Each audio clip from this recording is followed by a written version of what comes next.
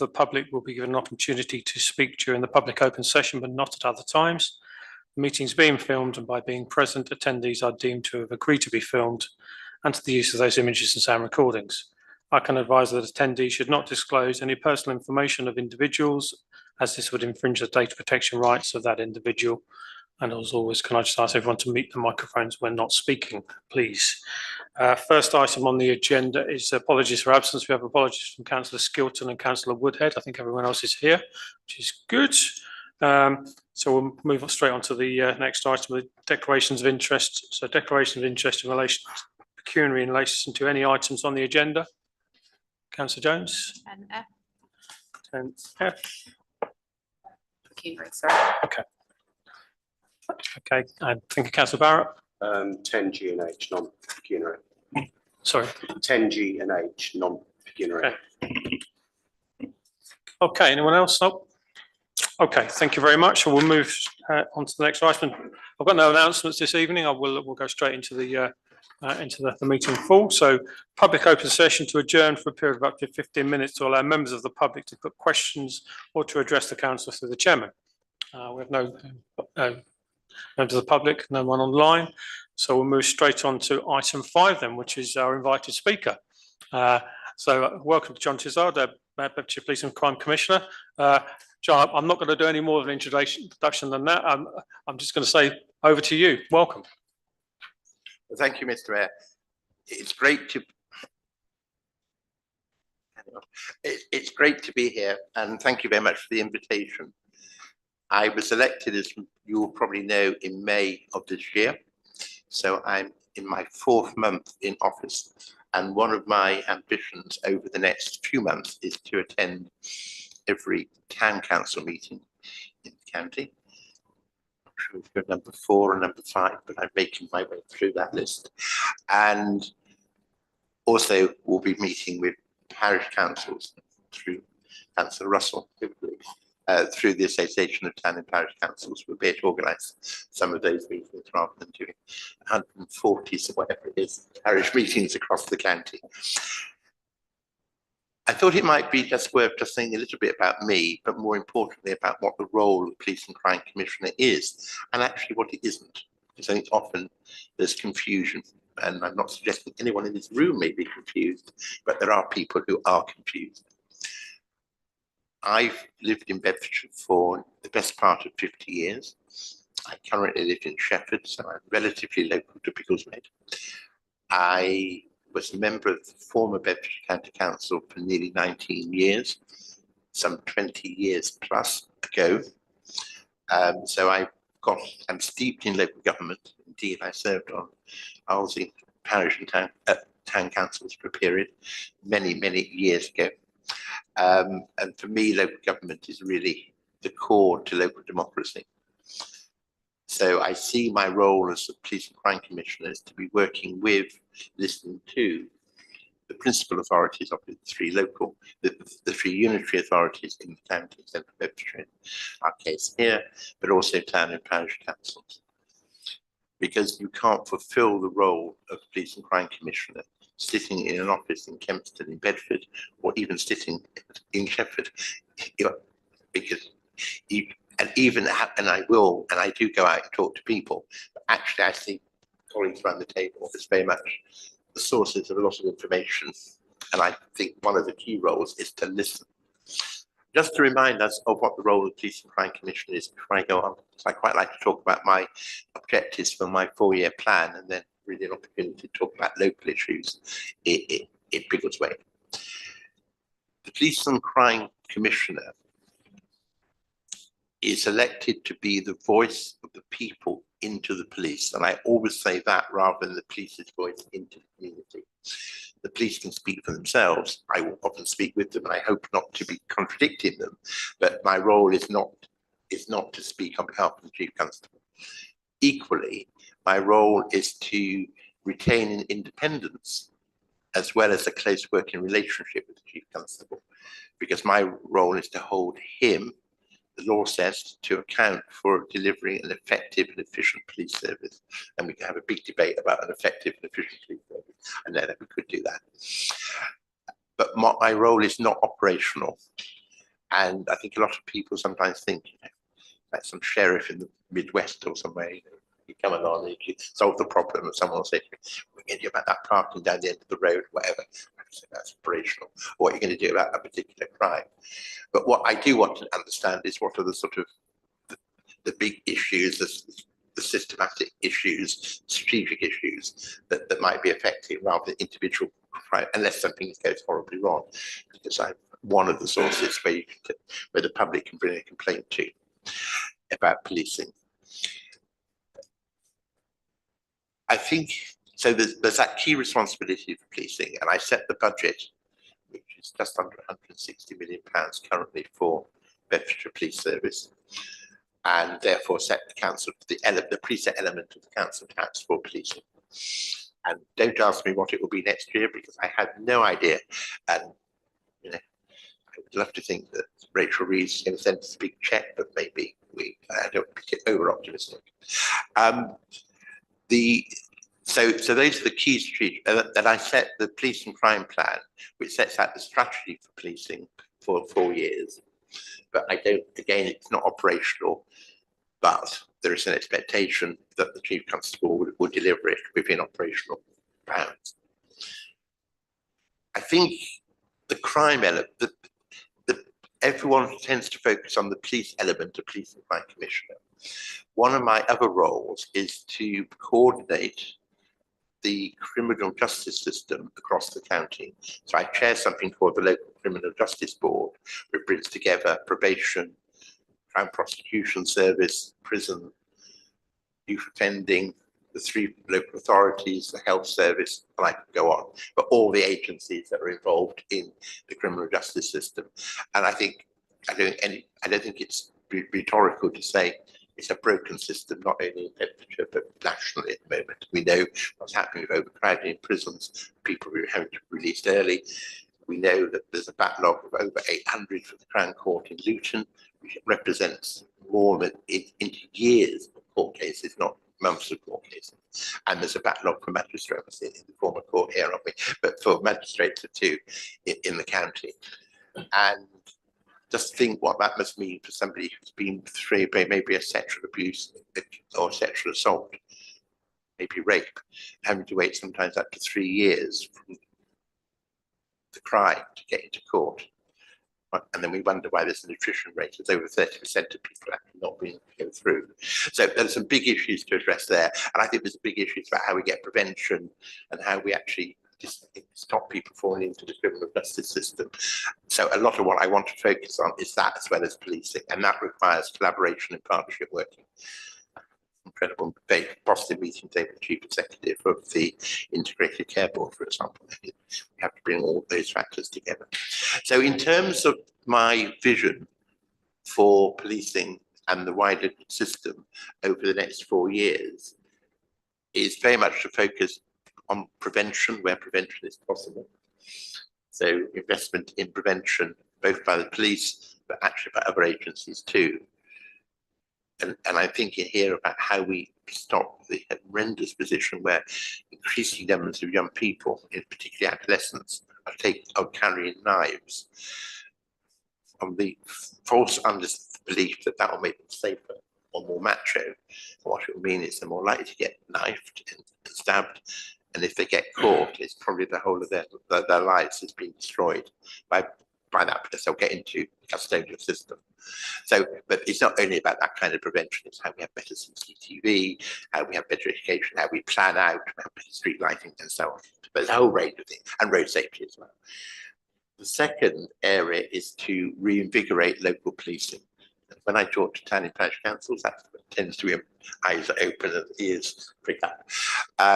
Because I think, for me, we've got to get back to good community policing. And that's not to suggest the community officers that will work with this council and others are not good, but we probably need more of them, and I think we need them to work in a rather different way. This is why I've got to be careful I don't stray too much into operations, because I think we need more, but it's not just about more numbers. It's actually about police being visible. It's having police officers and PCSOs. I think PCSOs play a really important role too. We could do with many more of them. But they know the area, they know their patch. So you don't have a patch which is half central Bedfordshire. You have a patch that's maybe Biggleswade and maybe some of the immediate villages. They know the patch, but you know them. And I don't mean the council, the residents. You know, they're walking down the street, someone gets up and says, you know, hello, PC North, PC Thomas or whatever. The second is that you know, I can say we're not going to reopen Biggleswade police station. However, you know there will be a certain time each week or each fortnight, whatever it may be, the police will be there to be accessible. And I would hope they have longer tenure too, because I think the other risk is they often get moved on because it isn't seen as the most, I use the word I probably shouldn't use here, beginning with S, but it's not the most exciting role for some police officers, it is for others. And we've got to think about the career structure that actually says going through that route is really important. So I mean, I'm sure we want to talk more about that, but I think that really is important. And they can deal with antisocial behaviour, they can deal with low level, what the police would call low level crime, actually the crimes that really irritate people and are cause people to be uncomfortable. But it's not just antisocial behaviour, it can be elements of burglary, it can be elements of a whole range of those types of crime. And I think linking patrol to them, because at the moment patrol operate effectively out of Luton or Bedford. You occasionally see a patrol car parked out the road here, but they'll only be popping in, they're not operating from there. Can we have patrols that are linked to the community teams as well? I think it's tackling serious crime because Bedfordshire, and not just the major conurbations, some of you may know, are subject to quite serious crime, very serious crime. Bedfordshire has more gun crime than anywhere else in the east of England combined. So we know there are some big challenges, a lot of drug related, a lot of the guns are related to drugs too.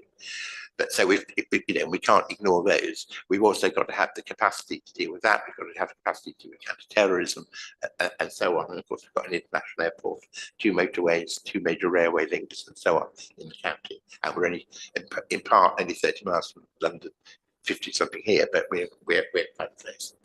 So tackling serious crime, and again, not just guns and drugs.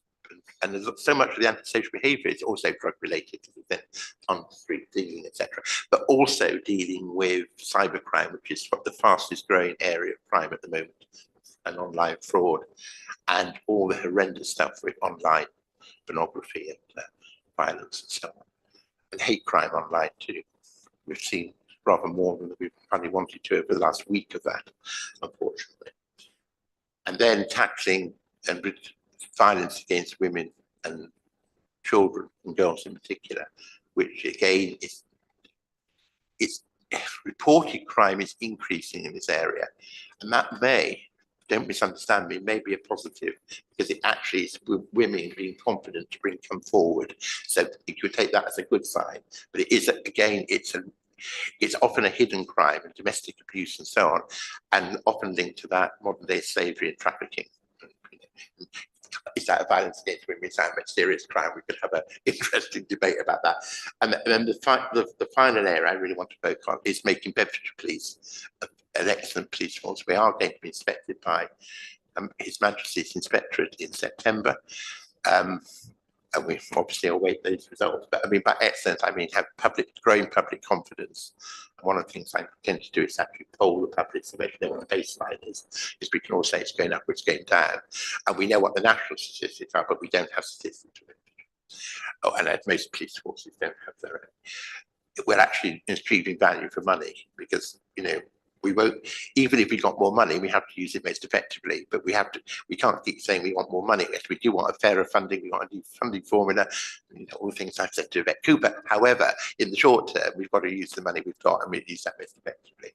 deploy the most 1,470 officers most effectively, and then really trying to get that putting victims at the heart of the system. And again, that goes back to how we improve the criminal justice system too, of which I have more levers over the police. I don't have too many, but I have less over the others, but some of that will require. And just, we're out to consultation at the moment, and hopefully the council's received our consultation document on the key objectives for that 4-year plan. And I'm proposing to have a 6-month plan and then a 3-year plan. So from October, the plan is to launch the plan in October through to March. And the reason for that, several reasons. One is it will give much more time for even more consultation and alignment with the other agencies. So Central Bedfordshire's Community Safety Plan ought to be aligned with Luton's and Bedford's. Second, we will know the outcome of the inspectorate, so we'll have to address that in terms of areas where we may have to make changes in policing. We will probably have a better idea, I hope, of what any new policies coming out of central government targets. I think we will have targets around neighbourhood policing, reducing, we know we will about reducing crime against women and children, and we will about serious crime, but precisely what those will be, hopefully we'll know those better, or have a better shape by early next year. And following the spending review, we'll have a better idea about funding. So we have a 3-year budget that underpins the plan. Because a plan without a budget is pretty, it would be a lovely wish list, but it's got to be there. So I really would love to hear from you what those priorities ought to be based on the sort of what I've outlined. But I will be continuing, my office will be continuing talking to people, and any plan that we launch in March 25 will evolve over time, you know, because clearly circumstances will change. We'll learn new things, and we need to be responsive. And again, you telling us what those issues are is going to be really important. And so I think that's really what I wanted to say about my role and the approach I'm going to be adopting over the coming period, over the next 3.5, just under 4 years now. But I'm also really keen to hear, you know, what the issues that, you know, that laid out in your crime statistics here in, as I was just saying earlier, it probably correlates with what the police told us. That's good. We seem to have the same understanding what the crime levels are. And again, as I say, I had hoped there might be someone from the community team here, because I could deflect on the operation questions to the PC or the sergeant. But certainly I can take stuff back, and what I can't do is give particular. But what I can, the sort of underlying issues, and I'm really keen to know how you feel the police treat Biggleswade, and how you have some relationship with them, both individually as representatives, but collectively as a council. And just as the point I didn't make earlier, which probably might come up in this conversation, it has come up in other parts of when I've met other councils, local councils, is where do the resources go? Well, I would hope the resources go where need is greatest, and we allocate resources equitably. So it's not equal. You won't get the same level of policing in this town as you'll get in parts of Luton, parts of Bedford, because crime is greater there. And that seems to be said. However, you have to have a good level of policing. So it's not just been unique, and it's how.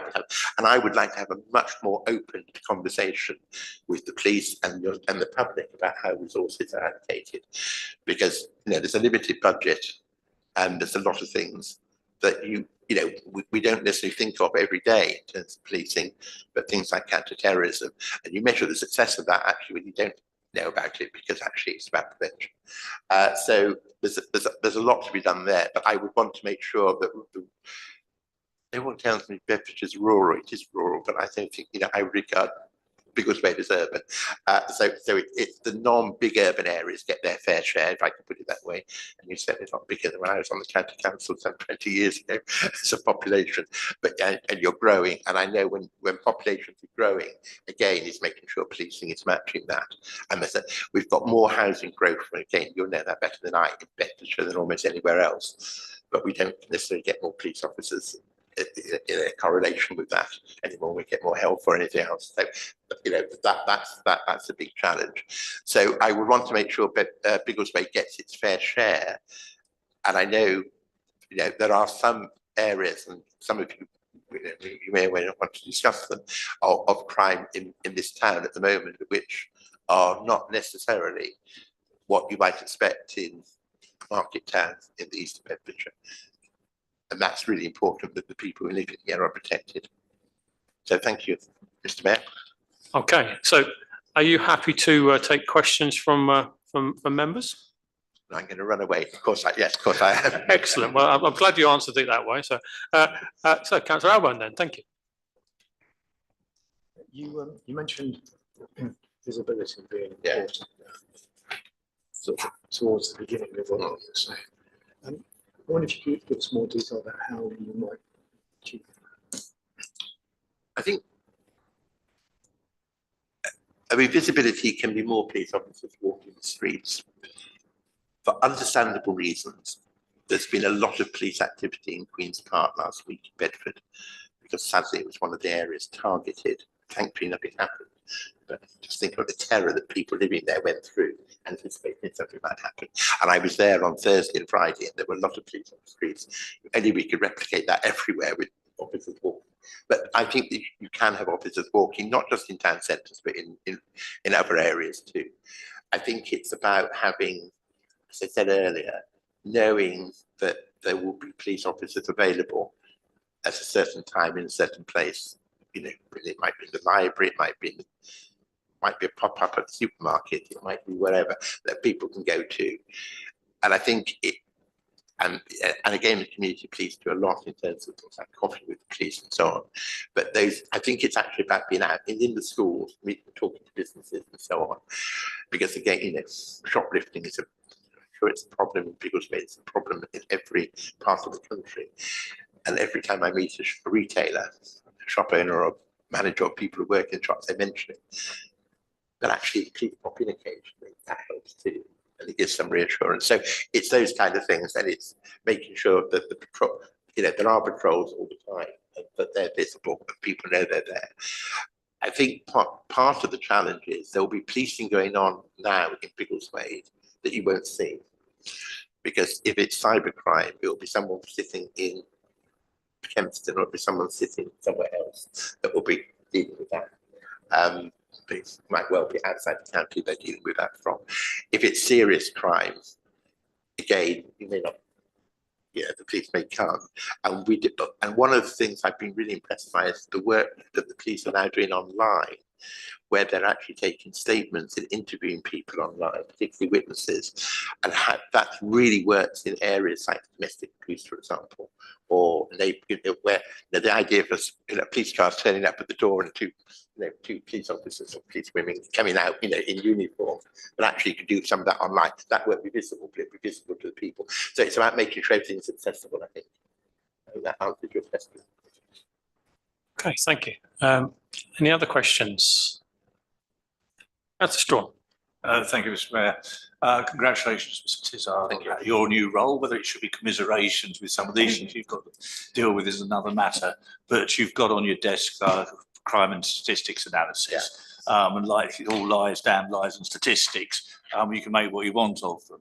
But I noticed in particular there seems to be quite a prevalence of shoplifting, sexual offences more than I think we've seen on past statistics in the town, and also quite a considerable number of assaults. Now, because people are now reporting crime, which I think is absolutely essential, because on a funding basis, you can't justify more police if you haven't got the crime. And I think historically, Bedfordshire's underreported, which has hidden the issue about the underfunding to some degree. But you are not an operational role. What is the Chief Constable going to be doing about keeping all the towns and parish councils informed of the whys and wherefores of these? And is there a particular reason why some of these crimes are now appear to be more prevalent? And there are statistics going back over a number of years where you can probably see the differences that there are. But I think if you look at that, have a chance to look at it, I'm not going to ask you to respond to the detail now.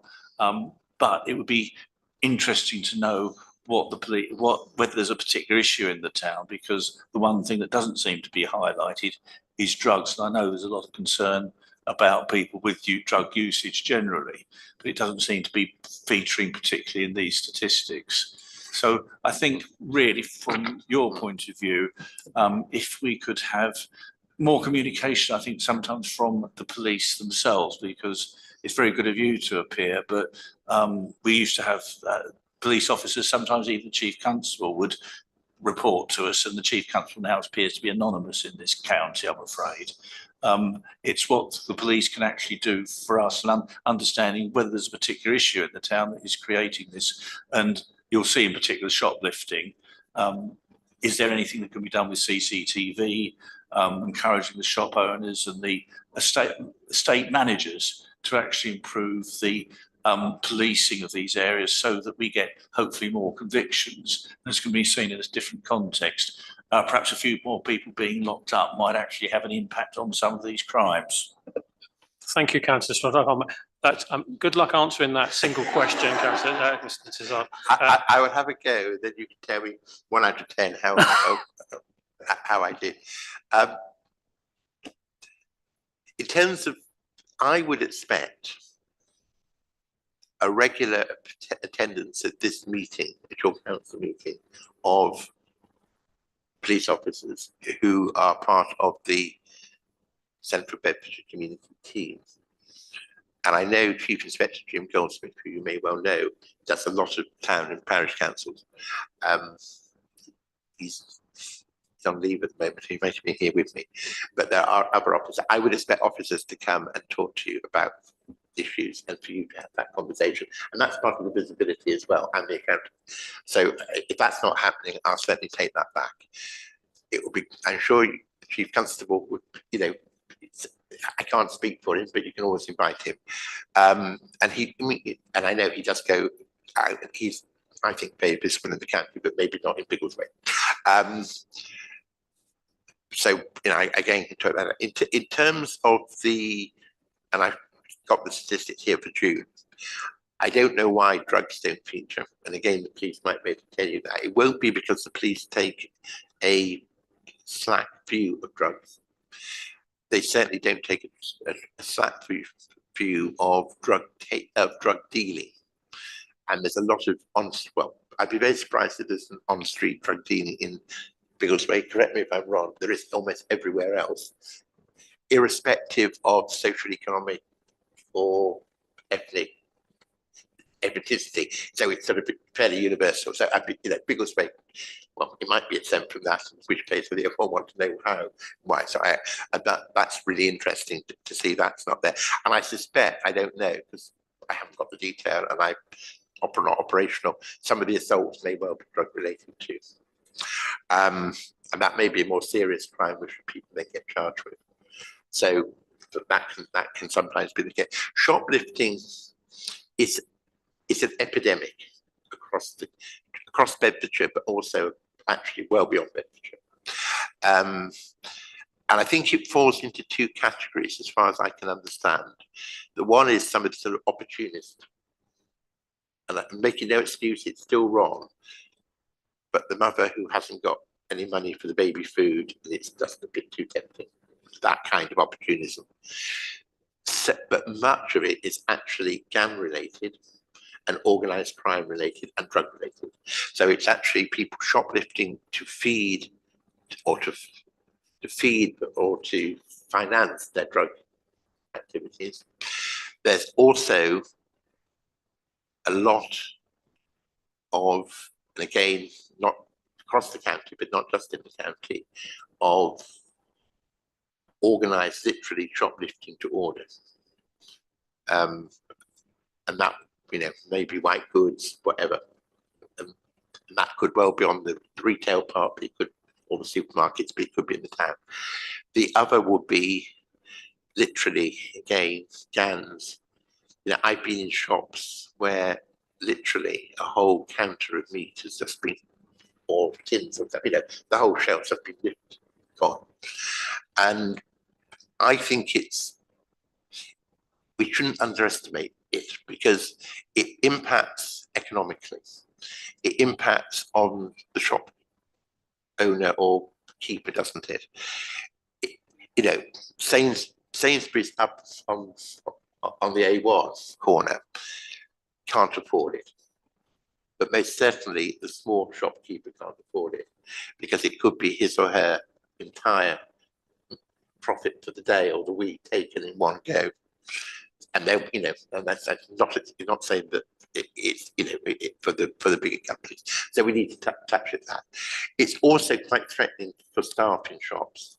And again, you know, shopkeepers, shop workers, Astor, the Shop Workers Union, have made a big campaign, and actually the government just before the general election report passed the former government to pass legislation to make violence against retail workers a specific crime, because they often feel quite threatened. You know, they don't want to go, you know, often, I think, understandably, that their bosses and the companies, they actually don't tackle, just stand back, because actually it's too dangerous. CCTV has a big role to play. And particularly CCTV, which is obvious, so someone knows that actually that shop, if you're going out to it, it'll be. There are also some apps that some shops use, digital devices, which enable them to report very quickly, and that can get the police in response.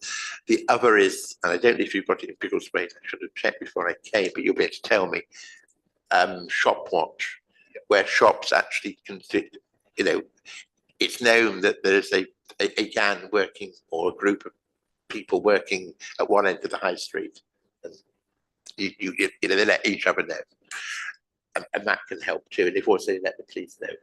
And sometimes, it's really incredible, because there are gang or groups of shoplifters, I'm told, who only ever go to Morrison's, who only ever go to Sainsbury's. I don't understand why. So, you know, they might hit Shefford Morrison's, then they've been later Buzzard Morrison's, then they've been Aylesbury Morrison's, and Oxford, all in the same day. So, don't, you know, I'm sure applied, you know, as they say, that other brands available. It's not just a Morrison's issue. Just happen to hear about that one. So I mean, I can find out more and come back to you by the clerk in terms of the other crimes here. I don't think Biggleswade has any more of this kind of crime than anywhere else. But it may not feel like it, because I think part of the other problem with crime, not a problem, but one of the other point is that the statistics may say, well, it's relatively, but if people feel anxious, or their fear of crime can sometimes be out of kilter. And the final point is, you say people aren't reporting. All I would say is, please encourage people to report. You know, 999 if it's really urgent and emergency, or 101, or online. I mean, online is actually easier and quicker, because it can sometimes. The 999 would be very quick, it would be a matter of seconds, but we don't want 999 for, say, a bit of shoplifting, I'm afraid. However, a 101 might be the answer for that. But again, it's having that linked with the local police, so they know they're the entree to the other police officers. I don't know how, but well, I didn't answer your question, but I'll come back before. No, thank you very much for that, and it's encouraging to hear some of the points, but I'd echo the concept that people do need to report. If you don't report, they can't be dealt with. Thank you. Hi. My question is slightly different. So what can we do to help you help us more, to help our residents as a council? That's a very good question, and thank you for it. But first of all, as I said earlier, please let me know through my office if there are issues which are seeming to be happening on a regular basis. So, you know, go to the police if it's a one-off, but if there's a sort of series, looks like a pattern of crime, or crimes that you feel the police are not addressing, you can come to me. I can't operationally interfere, but I can ask questions. I think that's really important. So it's been a sounding, you know, keeping me informed of what's going on here and elsewhere. I think, you know, it'd be good, you know, maybe to have an annual meeting with you. I'd be happy to do that if you were willing to have that, or if there's, you know, some urgency. It's only 6 or 7 miles away, aren't they? You know, I'd offer it to the other end of the county too. So it's not just a preference to because, but you know, willing to come, but have that dialogue. You've got my contact details online, etc. I think the other would be is to work with the police And if you're feeling the police are not working as responsibly as you would like them to with you, I can see what I can do about that. And I'm sure they'll want to. I mean, partly it's about resources sometimes, but actually it's really important we get the, we build up, and and again, also comments on what I'm doing.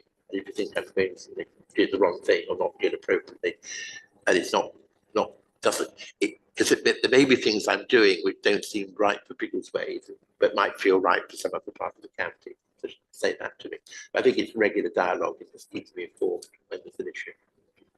You mentioned the document earlier on around asking for ideas around divisions and so on.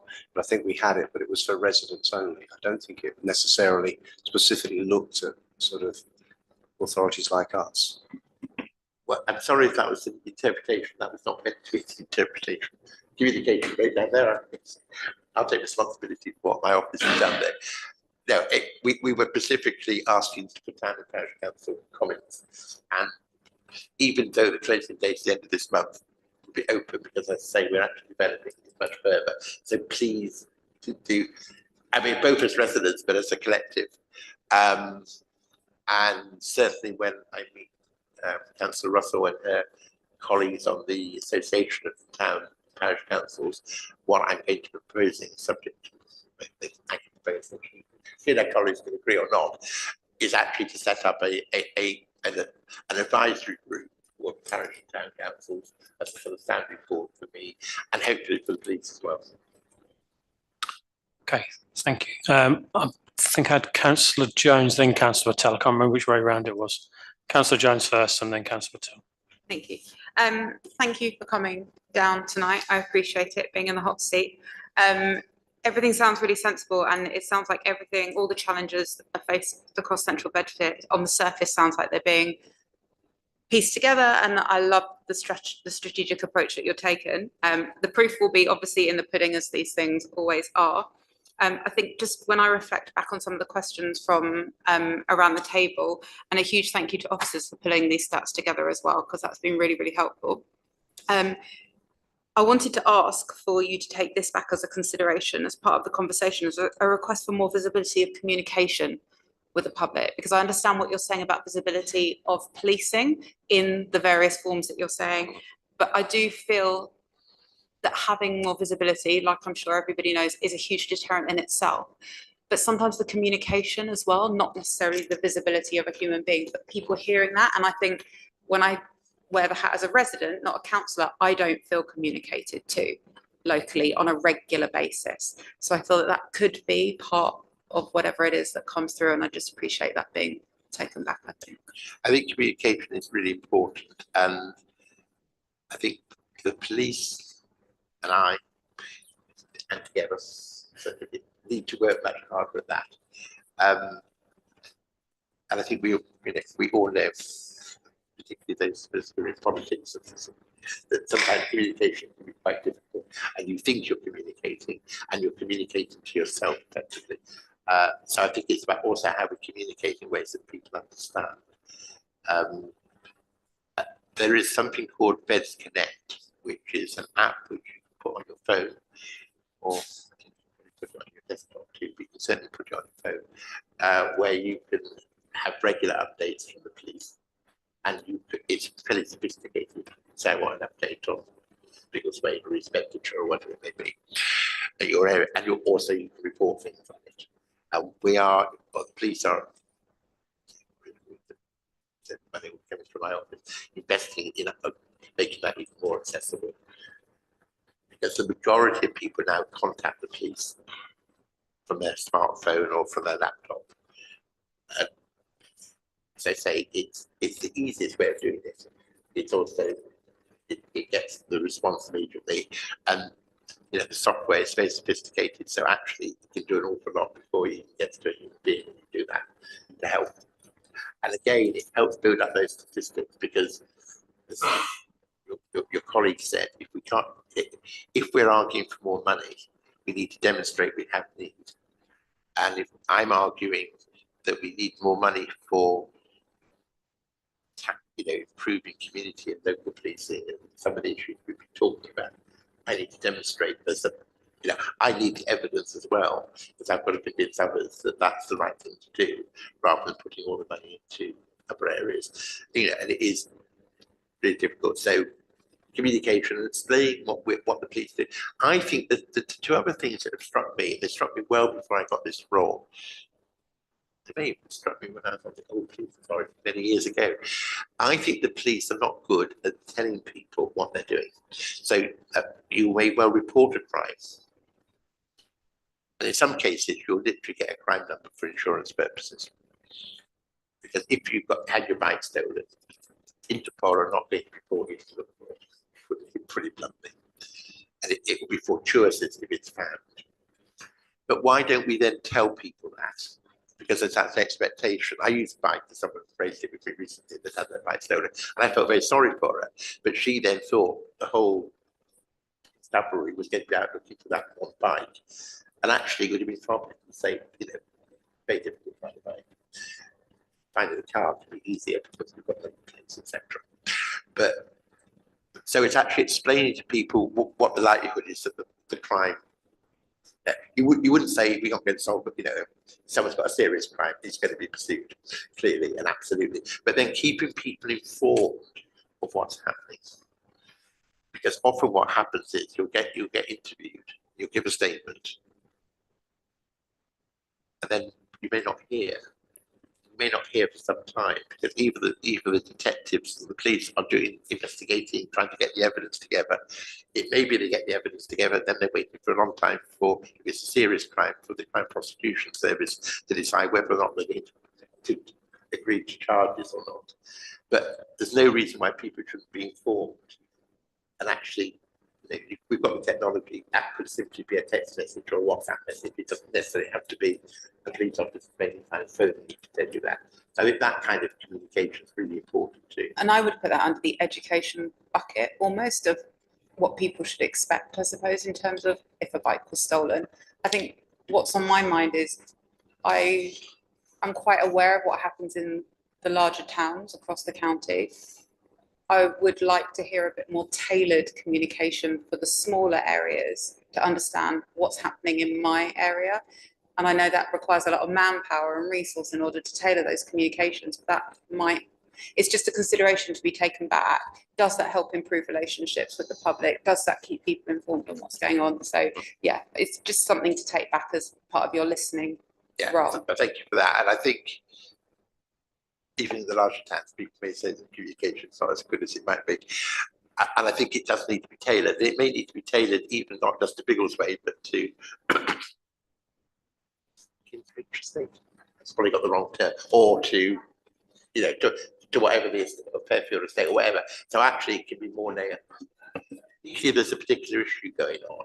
And again, what schemes and others, and again, things like Better Connect are good, because if there's a problem in a particular area, like, you know, there's somebody doing a lot of breaking into garden sheds, whatever, you can actually let people know in that area. So they can be alert. So I think it is about making some of those connections, but I'll certainly take that back. Okay, Councillor Patel. Thank you.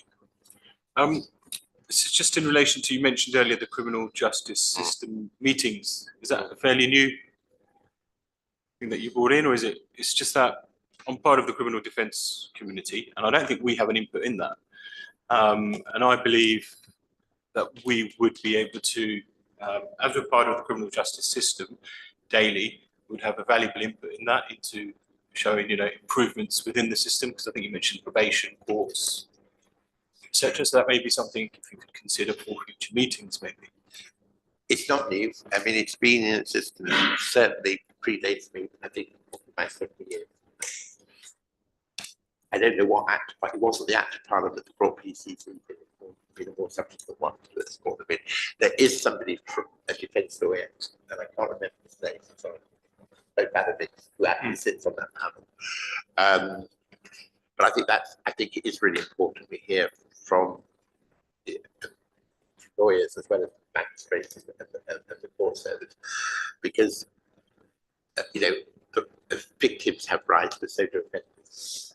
And actually, you know, that 3-year wait is a real problem for victims. It's also a big problem for your client, particularly for instance. Yes, But even if they're not, it's still not the best.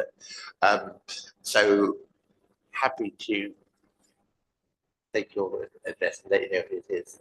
Thank you. And just another brief one in relation to response times. There was an incident recently where I had to report something independently, and the response time I get due to manpower issues, etc. But how is the response times monitored and then improved upon? Is that? Well, they are monitored. I mean, if you dial 999 or 101, it will be, I mean, the call will be recorded, but it will also be logged. You know, that it was at 9:50, 7:45, whatever it is now. Then a response team will be dispatched. They will be constantly monitored. So, you know, wherever they are, someone's watching on the screen, so they know, you know, of tracking them. And therefore, so they're, when they arrive at the scene, knock on the door, talk to you, whatever, that will be recorded. And we have, I can't quote them to you, I ought to be able to, but I can't, so I apologise for that. There are national standards that we have to meet. And they're national standards for urban and rural areas. But I don't think very few parts of Bedfordshire fall into the rural category, actually, because they're close enough to the major towns. I mean, it will be resource issues. There are always patrol, there'll be several patrol cars on active in this part of central Bedfordshire at any one time. But of course, if they go to an incident, it takes them off. If they arrest somebody, they then have to take them to, well, you'll know better than I do what they have to do at that point, but that has to be at Kempston, and that takes a lot of time. And there's a lot of paperwork associated with that too. And if there's a major incident somewhere, but then we have neutral. So if the Bedfordshire police were unable to respond in this part of the world, Hertfordshire or Cambridgeshire would report it. They may get hit quicker, like the fire service did. That wouldn't be. And if it's road traffic, I mean, the road traffic's different again because that is a joint Cambridgeshire, Bedfordshire, and Hertfordshire. So literally, they move across the boundaries. But there is a response time. And if that response time is not good enough, not being met, that will be investigated internally by the police. Okay, thank you. I'm going to make this the last question. I'm conscious that we've got an agenda to do as well. So, Councillor Knight. Less of a question, more of a couple of comments. Thank you for coming. Very quickly, so I regularly attend local pub watch meetings. You mentioned the need to strengthen the links between responders and community policing. I completely agree. So quite often it seems that there's been an incident overnight. The responders have come out at 11 p.m. The community policing team don't know anything about it, and vice versa. There's just a lack of connection there. So I think that's really important. My second point, I'm glad to hear you're talking about how it can be easier to report crimes. So this evening, there was someone passing forged £20 notes around local pubs. I'm pretty sure that won't get reported. I just sat here and brought up the website and attempted to go through the process of reporting a crime. So I was asked several triage questions, and then a form came up, basically saying this form will take 15 minutes to complete. And for low-level crime, people, that's too much friction, that's too much for people to do it. And of course, the first page, it didn't want to know about the crime, it wanted to know about me, that someone reporting the crime. You know, what's my gender, what's my ethnicity, what's my date of birth. I think that whole process needs to be a lot more streamlined, please. Well, first of all, pub watch, I mean, I talked about shop watch, pub watch is very valuable too. On the second point, it's something I'll take back, but operationally, community police should be advised of, you know, and actually, it should literally come up on their phone when it's absolutely, you know, when something's happened, but I don't know what's happened in that particular case. And you're not the first person to mention it. Again, I think it goes back to about Bedford communication. You want a simple way. The Bedford Connect would make it simpler to make that call, but why can't we have publicans, retailers, and others a much quicker route in? Because you know, I know why for statistics we need to know who's reporting crimes and where they are and what their ethnicity is. All that's important. We not least because actually we've got to make sure, you know, the whole we're not accidentally discriminating or excluding certain groups of the community. But you're right. You're not going to take 15 minutes over a 20-pound donation. No, I understand that. By the way, when I said your bike crime won't be, do not then think I'm saying to everyone just go out and nick bikes. I'm not. Because if you are caught for nicking a bike, you will be in trouble. But it's about having that realism of how the response not encourages bike crimes. Did see Councillor Strawn indicate? Did you want to say something as a final thing before we conclude this? Very much on what Councillor Knight was saying about the ease of reporting. Yeah. This is not the first occasion councillors have mentioned the unfriendly nature where you get asked irrelevant questions at the start and the real ones at the end. It has been brought up in liaison meetings with towns and parish councils, with the police over several years now. It doesn't seem to have improved from what Councillor Knight was describing. So it has been raised before, but it doesn't seem to be addressed. Okay, and I've made a note of that. I will certainly take that. And it's not the first time I've heard it. And there will be very good reasons, I have no doubt. But ultimately, the police service is a public service there for the public, not just for Home Office returns. But don't tell the Home Secretary. Okay, well, just on behalf of the council, thank you very much again for coming to meet with us and taking our questions. It's really been enlightening, and we look forward to a fruitful working relationship going forward. Thank you very much. I'm very happy to return. Thank you. Okay, I mean, you're more than welcome to stay for the rest of the meeting if you wish to. Norm, when the offer is extended, there's a quick, sharp exit, which I fully expect to happen now. So, absolutely.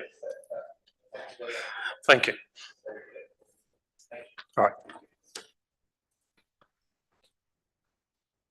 So we will continue. So the next item on the agenda is members' questions. Do I have any members' questions in the room? Councillor Strawn, then Councillor Russell. Thank you, Mr. Mayor. Members will be aware that there's a talk about a massive new town being built in Thamesford for 350,000 people. What are the local councils around here going to do about coordinating an approach if it does come forward? Because the impact will be immense to this area, and dare I say that Biggleswade is potentially close enough to Thamesford to actually be swallowed up by this new town. Now, that causes me some alarm at the prospect potentially of that. Towns like St Neots and Sandy will almost certainly be swallowed up by it. It'd be about a quarter of the size bigger than Milton Keynes is overall, and you know how much area Milton Keynes takes over. So is the council going to be making any approaches, or has it had any approaches from other town and parish councils over the implications of this, and should it be something that the local councils should be meeting together with to have some discussions in case it goes any further? Councillor John, it's an interesting question, and it's probably not one that I can appropriately answer, given that the extent of the question. Clearly, there is potential for a massive Biggleswade and the surrounding area to be directly affected. I think from a personal point of view, it's perhaps a little bit premature until we're very clear what's happening. But it's certainly worth considering what our approach might be as and when the time comes. But for now, I think we should be considering that, but not actually taking any additional action. Go on, Councillor Russell. I was just going to say that we did, as a council, support the famous Appendix 7 from the local plan, which was for 10,000 houses on the Thamesford Aerodrome. I know that a firm called Urban and Civic are involved with the landowners there and are trying to get that put forward now, and they're bound to put it forward for the new local plan. I think some of the speculation in the paper about 350,000 has been a little bit over the top, but we'll wait and see what happens. Absolutely. Okay, so you have a question, Councillor Russell. There was someone else. Yeah, sorry, you did have a question. Well, my question is going back to the pedestrian safety island that we wrote formally to Central Bedfordshire about several months ago now, on the mouth of St Andrews Street onto the mini roundabout. we don't seem to be getting any kind of response, and I wonder whether officers could escalate this within the council. I mean, I understand now that the woman who was the director is now deputy chief executive as well. So maybe a letter to her with even a copy to the chief executive. So I'm talking about Lorna Carver and Marcel Coiffet. So perhaps we could escalate it, because it's not good enough not to get a response. I think that's entirely acceptable. Yeah, we need to get a response. We'll do so. Okay. Thank you very much. Any other members' questions? No. Okay. I'm going to then move on to item 7 then, which is minutes of and recommendations of meetings. So firstly, then it's the Town Council meeting of the 9th of July. So firstly, for accuracy, so I go on to page 8 for accuracy. Well, on the first page, I don't think we should have Councillor Watkins' apologies. He's not a member of the council. Yep, agreed. Next, on page 9, page 10, page 11 for accuracy, page 12 for accuracy, page 13, page 14. Councillor Russell. It's just a typo under E between residents and CBC Streetworks. It's residents with a TS, not a residence as a house. Oh, yeah. Please. Okay, yep. And page 15, Councillor Strawn. Yes, item B, Order Community Centre, was taken before item A because I left between item B and item A. And I'd like mine noted that actually they were taken in that order, and I left the meeting before item A. It's the same point as was made on the previous minutes. So we'll make sure that's amended and noted the fact that you left as well. Okay, so I'm going to go back to matters arising for the minutes then. So again, back on page 8, matters arising. Page 9, Councillor Jones. Thank you. Just 2 questions. I wanted to ask if Councillor Watkins had been rearranged, and if not, just to make sure we keep that on the agenda. At the moment, I don't think Councillor Watkins hasn't been rearranged so far. Yeah. I'm not sure rearranged in what context, but You know what I mean. That's why you're laughing. so Okay, yeah. the councillor- If him visiting us to talk to us could be rearranged, please, I'm rather than rearranged. I'm sorry, Councillor Jones. That's entirely uncalled for. No, you're quite right. So we do need to extend the offer to Councillor Watkins, Thank you. given that I understand his role within the council as exec member, as he's now the exec member in the role that he was doing previously. So I think that's, as I understand it, is the same. So yeah, I think we should invite Councillor Watkins to see whether he wishes. The other point was, and apologies, I know I was absent at the last meeting, but I absolutely loved the discussion about Janice Buckle and how she had been recognised. And I wondered if it hasn't been done already, and apologies, I should know this, if we could maybe, if this is something we can consider sharing on websites, obviously if individuals are comfortable with that, something we put forward to Funda perhaps to consider for the future. Just nice to celebrate success when it happens. So perhaps a clarification, and did the letter happen? And if we're not sure whether it happened, then okay, so I'm getting nods that it did happen, but what we're looking is that it's recognised on the website. Happy with that? Is everybody happy with that? Yeah, as long as Janice is happy, of course. Yeah, of course. Okay. Anything else? Nothing else on 9. Page 10. Councillor Alban. I imagine if Councillor Skilton was here, he'd be asking this. So 8B, it's not quite clear from a minute what it's about, but I'm pretty sure it's about Shortmead, the footpath near Shortmead House. And I wonder if we have heard anything more from CBC. Thanks. I mean, we have had a response. I haven't got the general detail of that because I haven't got visibility on the email necessarily, but I'm pretty sure the town clerk has had a response. So we'll be considering that and responding accordingly very soon indeed. I think probably the members, that's shared with members then, so that we're aware of what the response was. I think, and also the point about the matters arising where it's not clear what the item relates to in the minutes, probably helpful to understand what it relates to as well. So just a minor thing around the minutes would make it clear what it relates to. So on page 11, anything on page 11? Page 12, page 13,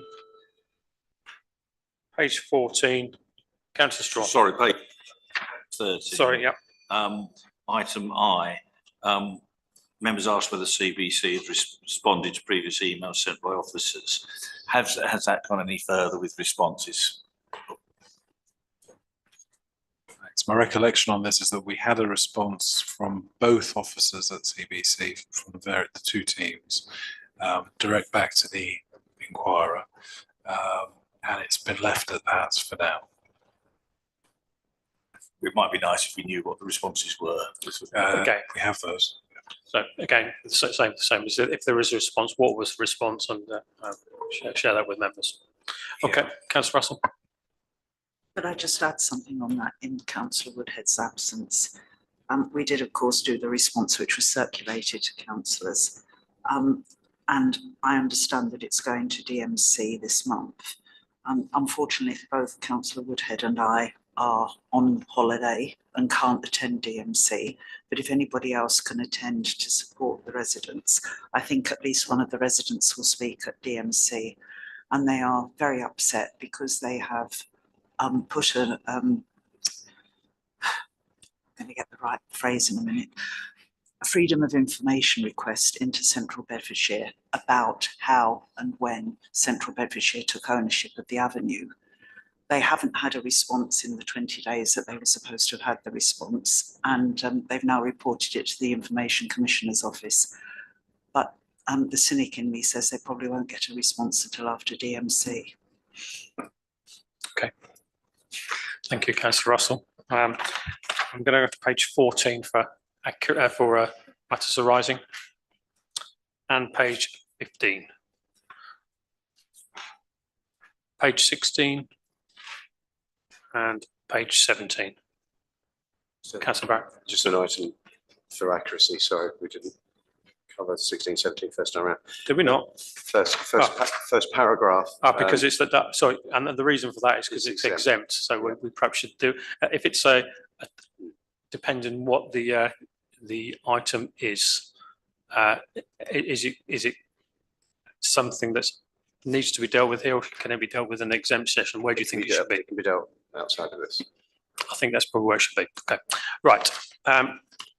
So I will then, please, when we go into the exempt session, do remind me in case I go past me. So we'll move then on to item 9, which is the 9A financial regulations. So the update to financial regulations. I think, Mr. Boyle, that's over to you. Thank you, Mr. Mayor. The financial regulations are governed by the conduct that governs the conduct of financial transactions of the councils, and it was last updated on 13th of February 2024.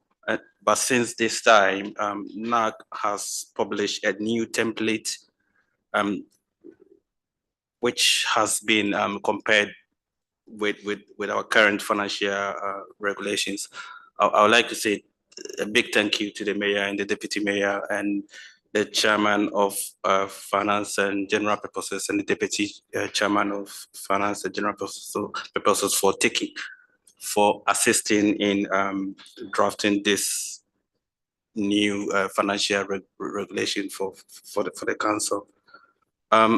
It was initially reported at the July meeting for the finance and general purposes, and it was agreed with the chair of the finance and general purposes for it to come to this council on the 13th.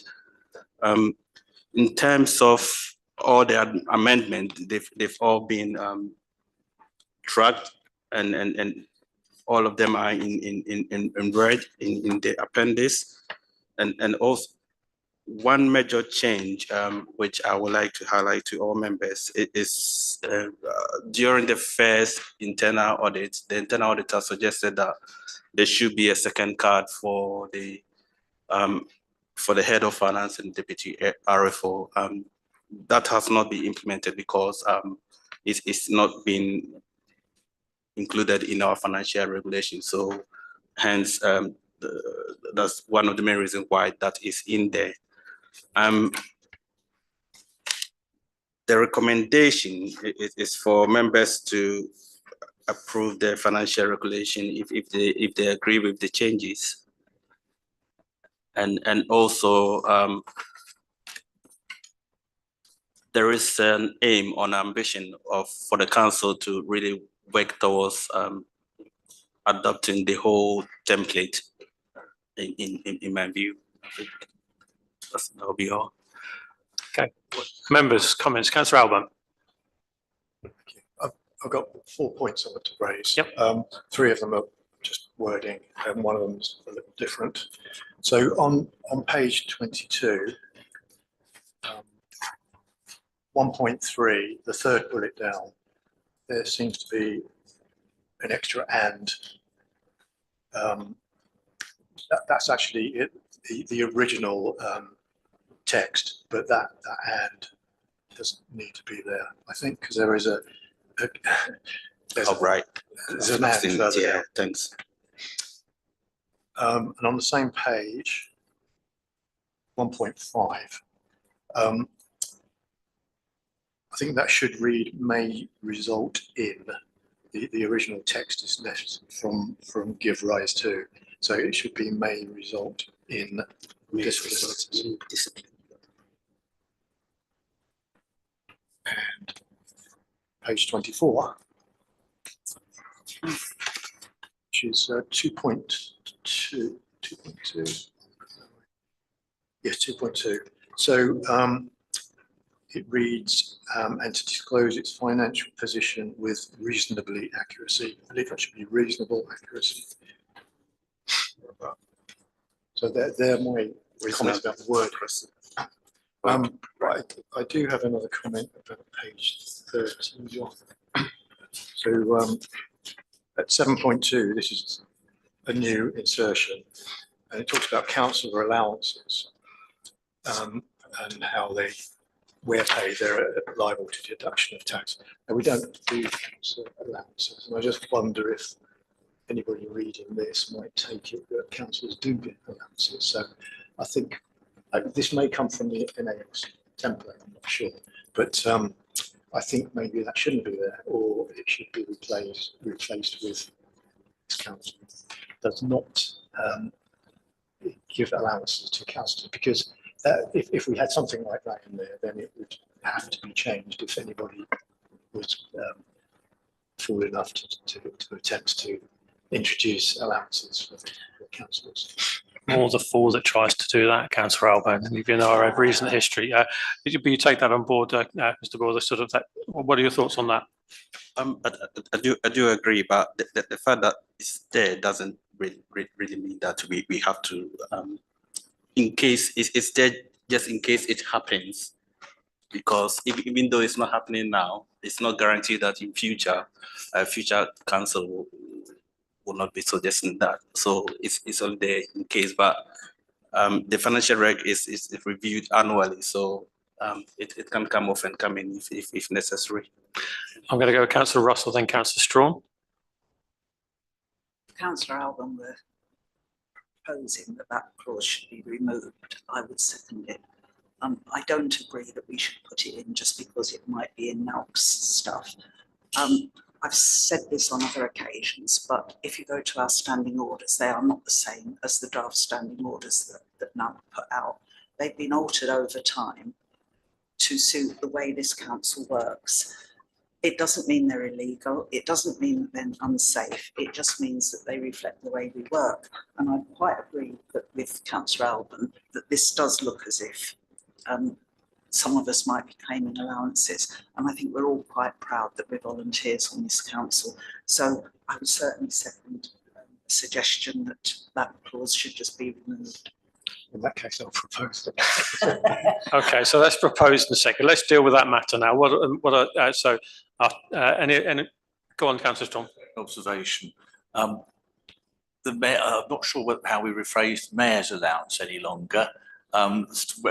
Because that I think we went out, it was expenses. No expenses, yeah. So it's not an allowance. So that answers that question. Yep. There is, we don't have a mayor's allowance. They may, I'm not sure whether it's still shown on the account as mayor's allowance, but certainly there isn't an allowance. And aside from Councillor Fage's previous allowance last year, nothing else was claimed in it, which I should note.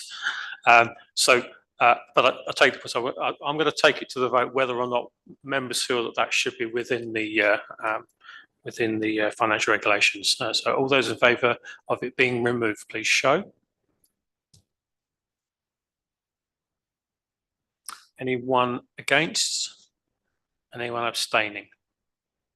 No. Okay, so that is a unanimous for removal, please. Okay. Any other comments in relation to Councillor Strawn? Yes, just on the numbering. Obviously, there's a consequential renumbering as a result of that of clauses. Yep. But I wasn't quite clear when looking at the page 21 whether the numbering was correct on that page. It didn't seem to time when I looked through it, so perhaps officers could look at that and make sure that the numbering is the correct reference across to the actual regulations. Okay, so it's an action to review. Yeah. Okay. Any other comments in relation to financial regulations? So, subject to that, there being no other comments, I move that the regulations be adopted as amended. A second of that, seconded by number. So all those in favour then please show. I think that's unanimous. Okay, thank you very much. That's carried. So we will move on to the next item on the agenda then, which is the risk management policy. Yes.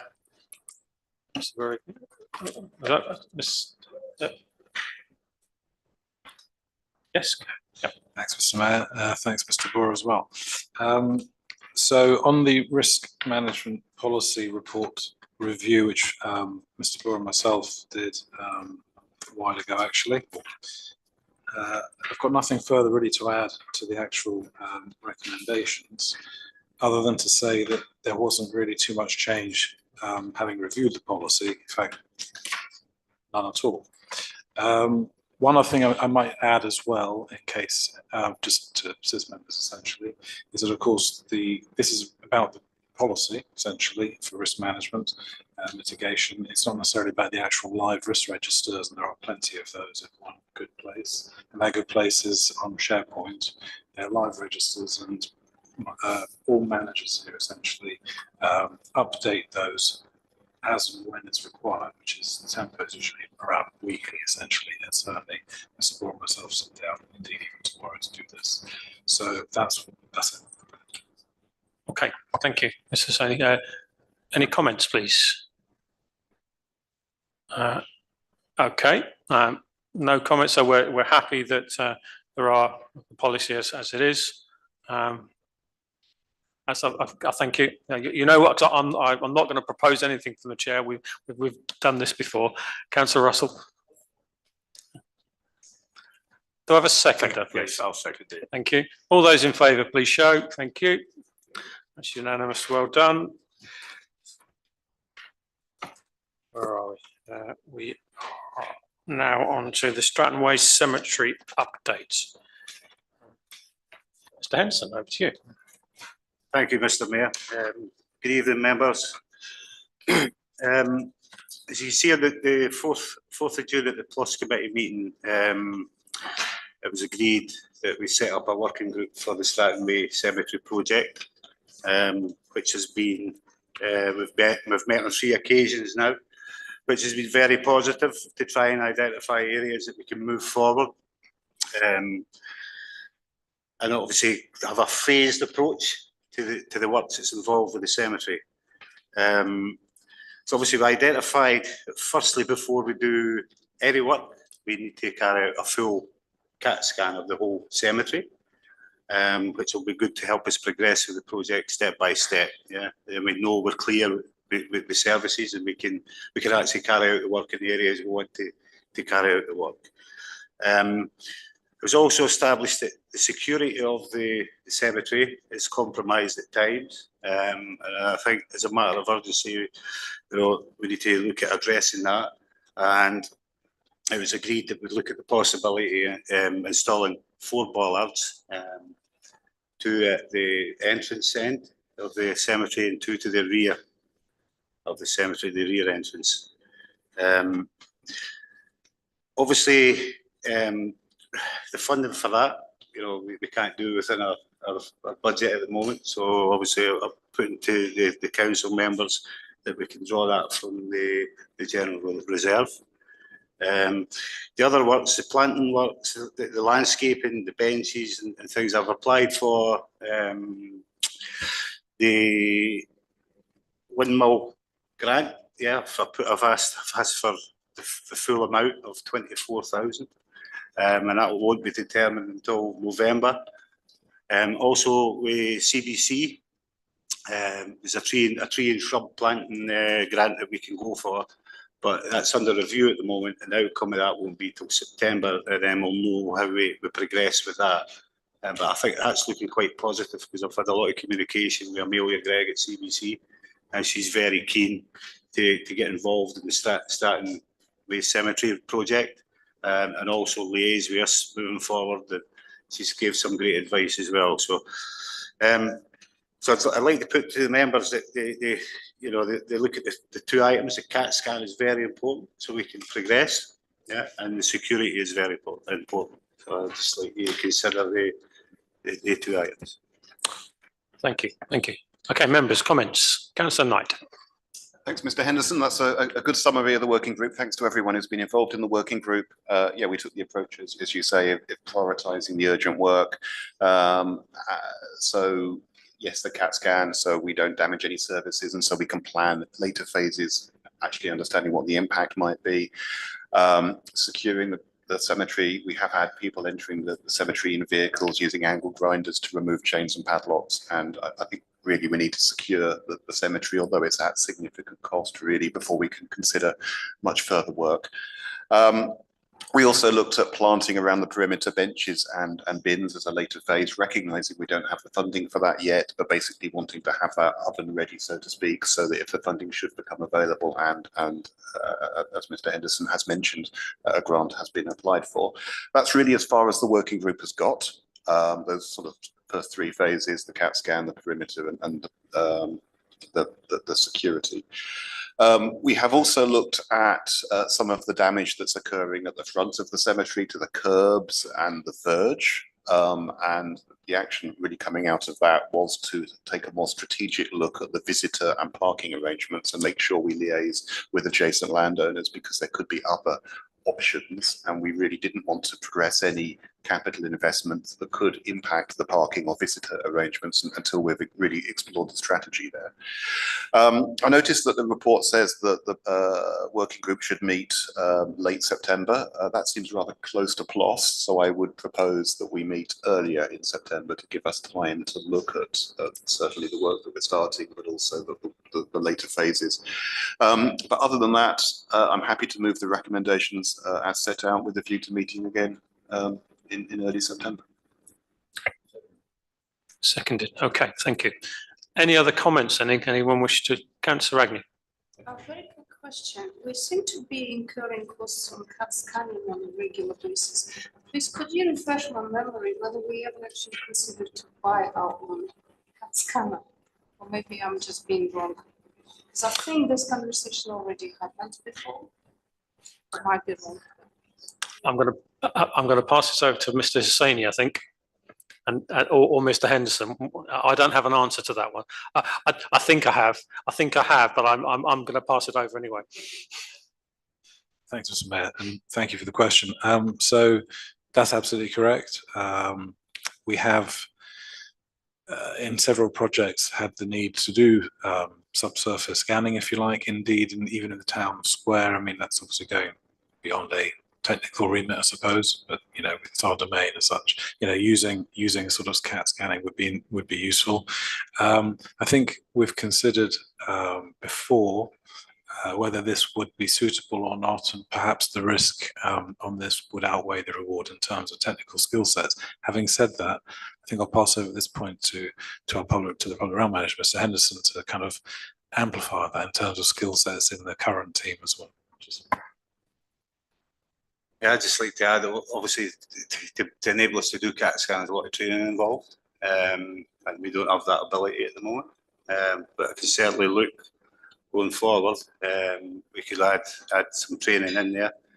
Yeah, speak to HR, and we can certainly look at getting a couple of operatives trained up to use CAT scans, and then look at the possibility in the future of purchasing a CAT scan, and we can do it ourselves. Yeah. Okay, I think we'll leave it there. Councillor Barrett. One quick clarification that in the explanation from Mr. Henderson, he talked of taking it from the general reserves. I think we're actually talking about taking it from the capital reserves, just to make sure that when we get to that point. Yep. Thank you. Okay. Any other comments then? Nope. So we have a proposal that's been seconded then. All those in favour, please show. I think that's unanimous. Well done. Thank you. We'll move on to the next item on the agenda, which is the IT upgrades. Ms. Calvert, over to you.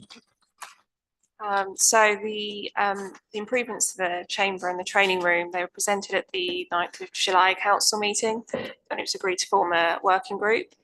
The working group has met twice and has agreed to the following proposal, which is presented to members this evening, which is on page 50, as to how to proceed. And so the report asks for members to consider approving this proposal. There's just a couple of things to note. So I know at the 9th of July meeting, it was agreed with members there was a preference for blinds. However, the working group feel that it would be better to have curtains because it would help with the audio. And I do also have a range of curtain colours, so it is possible to get a curtain colour that would match with the curtains on this side as well. Thank you. Okay, comments. Councillor Knight. Thank you. And again, thanks to everyone who joined the working group. So I think the report is a good summary. In relation to the blinds and curtains, officers advised the curtains would need to be removed for blinds to be effective. So when the working group discussed that, we felt it was unwise to remove the curtains because the chamber already has poor acoustics, and therefore, they're the only material in this room that provides any damping. And that's why the working group therefore recommended we have functional curtains as opposed to removing the curtains and having blinds. I guess you could debate whether we could have both, but that's the recommendation we got to. So I'm always very mindful when we spend public money on capital investment that we benefit from as councillors in terms of in our working environment. But I also feel that we need working equipment, and some of the equipment we use, like these microphones we use tonight, are not reliable. They are intermittent, and I think it's really important the equipment that we use works so that the local community can access our meetings, can participate in our meetings, and so that they can observe our meetings. So I think it is justified that we spend some money updating the equipment that we have, much of which has been sort of begged, borrowed or stolen over the years. I don't mean stolen. We need to be frugal. I think the measures that are set out are economical and as good a value as we can get. I think we need to continue using the council's selected IT provider, because if we were to go with an alternative supplier, there would be questions about who would provide support. And I think there is a lot of value in having one supplier who can support all of the equipment we have. So in summary, I'd like to move the recommendations as set out. Councillor Jones. I'd like to thank Councillor Knight for his comments, because when I read this, it was like a red rag to a bull, and you've calmed me down ever so slightly, so thank you. But I would like it on record that I think there is a lot in our town that also needs refreshing, and whereas we're not talking about a lot of money, I get it completely, and I also appreciate everything you said about allowing access for the public, which is exactly the right thing to do. When we talk about curtains and paint and I walk through our town, which is looking sad nowadays, unfortunately, I do feel quite strongly about using the money for our own purposes. So I get where you're coming from and I will support it, but I just want that on record that it does make me quite angry. Thank you, Councillor Jones. Councillor Russell? Can I ask how long these new curtains are going to be? Because looking at the curtains there, they could be at least 18 inches longer. And when we're talking about acoustics, and actually it's only the cost of an extra metre or two of material, and it would help even more with the acoustics. So I would hope that we can have longer curtains than are there at the moment. So I'm not sure how we have, what's the answer to the question? I don't have the answer to hand. So the initial plan was for them to just look exactly like how they look, but I can make them 18 inches longer. And actually, if colleagues would agree with that, because I am conscious of the acoustics in here.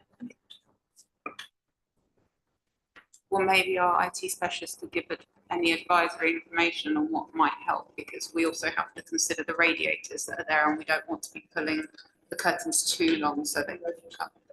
Oh, you're talking about the little ones? Okay, so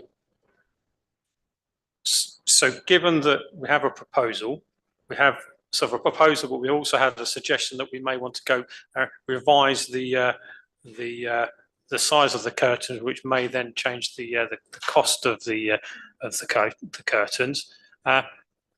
How do members feel we should proceed? Councillor Knight. Sorry about this. I don't think extending the curtains by another 12 inches is a material change. So I think officers could, if we were to approve this, I think the officer's discretion to extend the costs a little bit to allow the additional material would be reasonable. Thank you. Councillor Albert? I don't believe the proposal's been seconded, so I will second that. Seconding that proposal with the curtains, okay. All those, so any other comments then, please? Okay, all those in favour then, please show. And that is unanimous. Thank you very much. Well done. We will move then on to the updated local plan toolkit. To members to receive and consider documents from CBC Community and Engagement Team. Any comments, please, members, in relation to this item?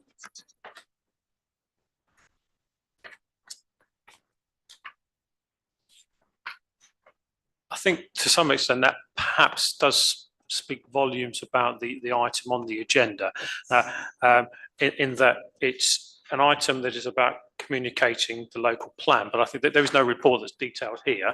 But I think the other thing is that it's almost as if it's prepared for communication to happen rather than for us. So perhaps Mr. Sain, you want to add some additional comments on that?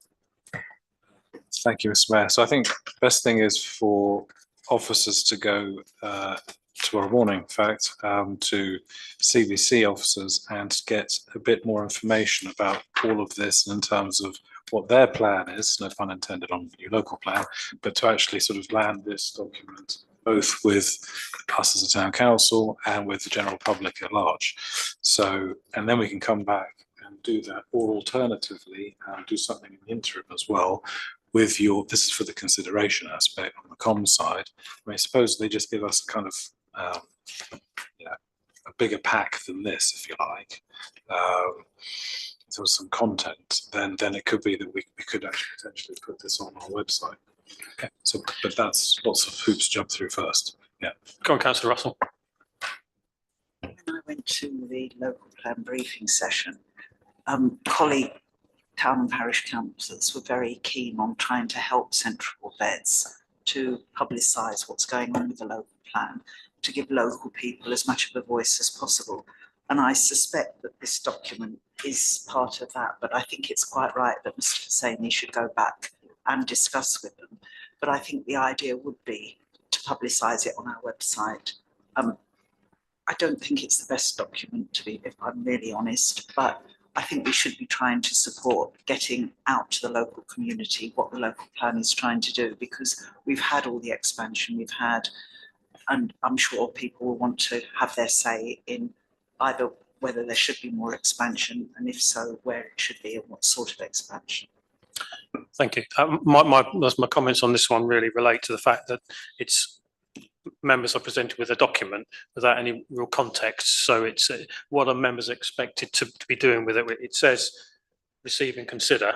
What else? What are you looking for us to do? I think the approach that Councillor Russell has suggested is a good one from my point of view. But Councillor Strong. Councillor Russell's approach is correct, but one thing I think we should take into account is we have a neighbourhood local plan for Biggleswade anyway, which we spent a considerable amount of time producing, and we've got until the 23rd of September, if I understand it, to be commenting. At the very least, I think this should be coming back onto the agenda next month with a view to us actually reminding Central Bedfordshire Council that we actually have our own neighbourhood local plan, which we feel still is relevant.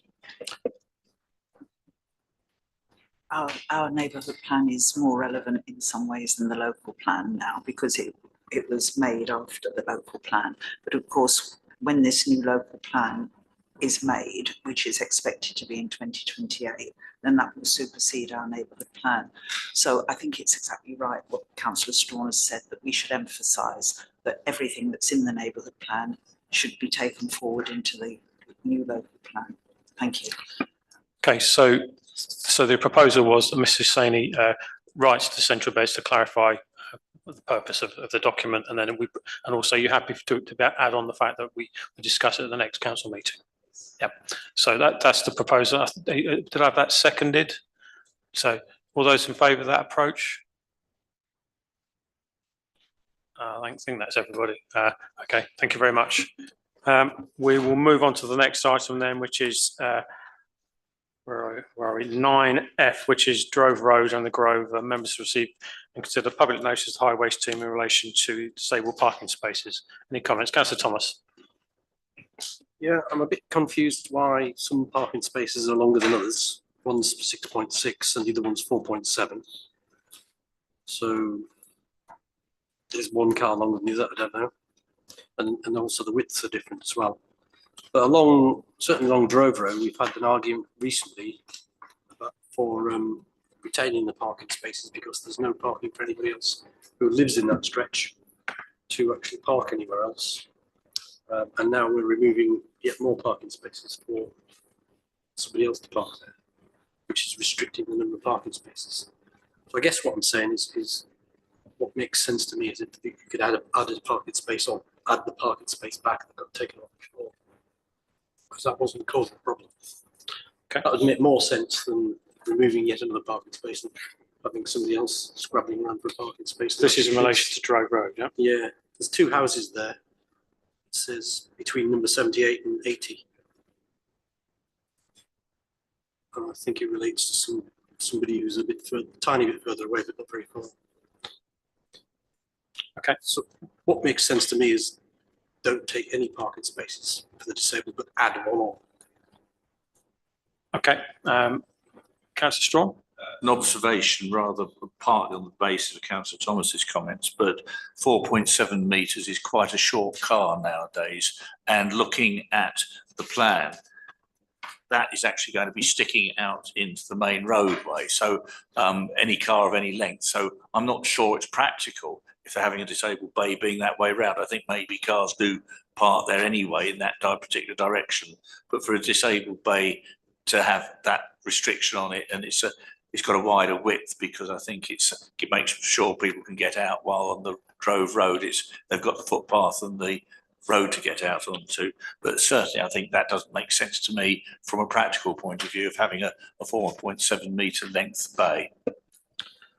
Okay, so any other comments? Go on, Councillor Thomas. I don't think this map is very representative of the actual situation, to be honest with you. So they seem to be looking at putting a disabled space in the middle, not at the end, it would make more sense to put it at the end, I would think. Again, I'm saying if it's going to be 6.6 metres, it's a long car. It would be going in there. Okay, thank you, Councillor Thomas. Councillor Alba?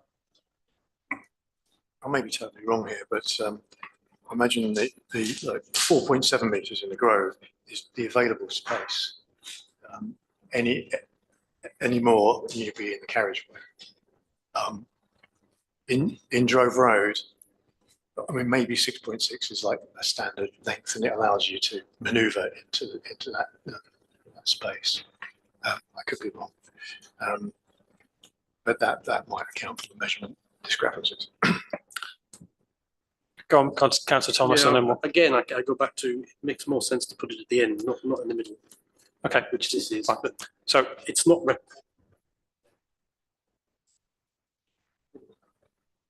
I guess. Just okay, thank you. Yeah. Yeah. An expert on parking bays or anything like that, or associated disabled, but I suspect that someone has probably requested a disabled bay, and therefore they'd like it as close to their house as possible.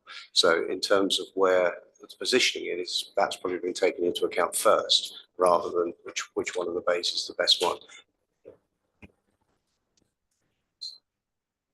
So just to be clear, then there's a suggestion that in Drove Road that rather than replacing or taking up a car parking space with a disabled parking space, that we have an additional parking space added on, and with the Grove that again there's a similar situation, but there's concern in both cases about the length of the parking space and why are they in those locations. So come on, Councillor Thomas. I think adding it onto the end would be actually closer to the person requested. The person requested does not live in front of that house. Okay. Okay. Further down. I'm looking. What I'm trying to get to a point is where we've got a clear comments from the council that can actually make sense for officers to respond to. Councillor Alban. It'd be nice to add it onto the end. I think that's where the double yellow lines are at the moment. This is the first parking space available, so it would mean shortening the double yellow lines. Whether that's acceptable to highways or not, I'm not sure, but it does seem a reasonable request, given that it's not that near the junction. Okay, so I'm going to go back to my point again. This I need some clear. What's the proposal here? Are we accepting that as it is? What comments are we taking away? Are we saying that we would like to have an additional space rather than a replacement? I need a proposal. Councillor Tom. I'd like to propose we ask for an additional space. We don't really need to know the reason why, but it makes sense to put the space on the end. We've already been through this about 6 months ago to a year ago to try and retain the spaces. Now we're losing the space. So proposal is an additional space at the end rather than the disabled space in the middle. Okay, happy with that? Go on, Councillor. I could just make a comment. My understanding is the resident that requested a space actually also supports that proposal because they asked for a space after the existing allocated spaces. Okay. Councillor Strawn? Just a question. Are we going to mention the length, or just the question, the length in the observations? I think we should.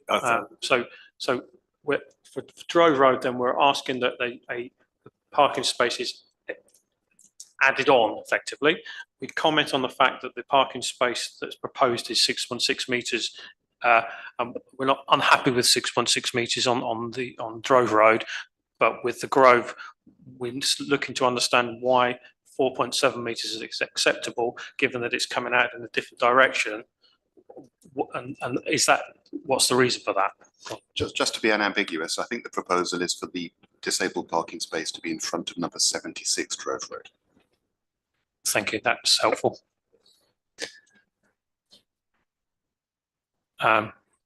Okay. So the proposal is Drove Road, a parking space, disabled parking space in front of 76 Drove Road, and the Grove. We make comments about the 4.7 metres and is it in an appropriate location, and the size of it, or are we not making any comment in relation to that? I'm not clear from what members' thoughts are here. Go on, Councillor Alban. Yeah, I propose that we accept the Grove as set out. Okay. It's the peculiarities of that particular location. Okay, so everybody else happy with that? Okay, so in summary, go on, councillor Strong. Sorry, I still think we ought to ask the question about the 4.7 metres. I'm not worried about the location per se, but I just think the 4.7 metres is a short period. So if it's in accordance with the requirement or request, that seems to me to be fine. But it just seems to me to be a very short car if it was intended for any disabled user. Okay, I think we're there. Do you wish to take a vote on this? I'm not sure we need to take a vote on it. We've got a comment. Catherine, good luck trying to make sense of that, but we know where we are. Okay, shall we move on to the next item on the agenda, please? We're going to go to town centre car parks then, which is 9G. Mr. Saini, and then. Yep. Thank you, Mr. Mayor, and thank you, Mr. Campbell, as well. So, car parking project is progressing, albeit it has been a very long time, as we're aware. We're at the point now where we had at the 6th of August Town Centre Management Committee a very good walk through the draft traffic regulation order as was submitted by the CBC officers via their legal team, and we had done some track changes to those, and sincere thanks to absolutely all the members who have contributed to this, to that draft traffic regulation order, which officers had sort of had written up, and those contributions came in as recently as today as well. So obviously there are further contributions to improve this document. I've taken away several key elements from the meeting I had today earlier with some members, including, for example, inserting in the introduction or interpretation piece, I should say, on page 87, number 3, adding in several words like requisition, obtain, or purchase into there, and then obviously threading that through the entire document again, which I'm suggesting would be good to be done, because of course the report that's come before you is for consideration, although it should have potentially been for to note. So my apologies for that, essentially, but that's what I'm kind of suggesting will happen next, if that's okay. We'll send this back to the CBC legal team once, and potentially that might need another short meeting with members to, once I've made more changes to this document, to kind of get that over the line. I'll stop there. Okay, so just to be clear, then this for members to note, and if there are any comments, you'll take feedback from members here, take it away for a final draft, final version. Councillor Agnew. Just a very quick question about the finality words. Is it something we need to worry about? On page 93, or is it something that we can potentially amend? Thanks, Mr. Mayor. So again, good question. It's actually, that is how the amended version came to us, the draft from CBC officers and their legal team. So I think actually they're essentially asking officers here, supported by members, to come up with a complete version of what we like specific to our car parks, not the rest of the town centre, and then to go back to them with one final clean, dare I say, version, with including track changes. Okay. Any other comments? So essentially, if there were any other things, is there still time for members to come back to you with things? Are you making decisions? Okay, but you're going to finalise this and get this done so as soon as possible. Did you want to comment, Councillor Strong? Yes, I think basically there's still a little bit of tidying up to do, and I think it needs to go to CBC's officers to make sure that they're satisfied that it complies with all the legal requirements as they're going to be enforcing it, and then it would come back to us for a formal approval for signature. Yep. Okay.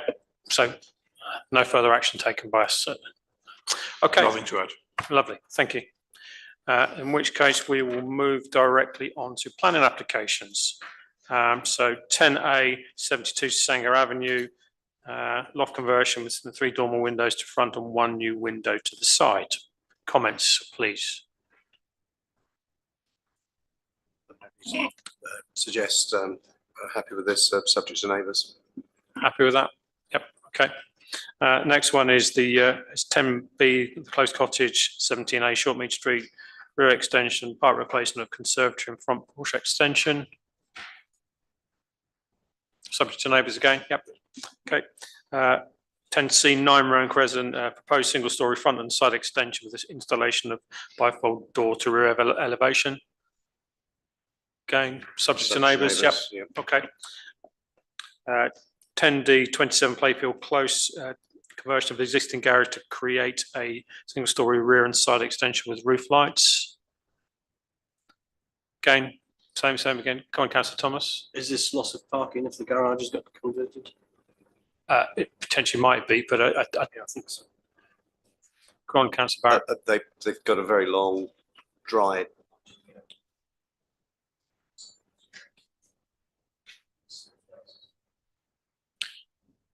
From my point of view, it's a subject to neighbours one on this one. Okay. Everybody happy with that, yeah? Okay. 10 Auckland Road, single-storey side and front extension with associated internal alterations. Again, comments? I think similar situation, isn't it? Yeah, so subject to neighbours again. 2 Maple Close, 2-storey side and single-storey front extension. Again, comments? Subject to neighbours again? Yep. Okay. And then we're on 5 Wharf Mews, works to tree protected by a TPO, etc., etc. Any comments? Councillor Barrett, you've got a non-pecuniary. Do you want to comment on that one? Are you? If it's okay, I'd like to comment. It's just the on both the houses here. I think the trees themselves are not actually in their gardens. I think they are actually sit in Dark Lane. So I'm not quite sure how we would respond to this in that instance. That the residents, I think, have applied for trees that aren't in their garden. It's on the in Dark Lane, looking for it to be topped in that sense. Is that okay for us to approve it here, is my question. I'm not sure that we can, whether we should be in a position to comment on it, given that, are you suggesting that the ownership of the trees, we're not sure of the ownership, in which case, where do we go with that? I'm unclear. Councillor Rossi, do you want to? Well, I haven't looked at this in detail, but those trees in Dark Lane do need looking at.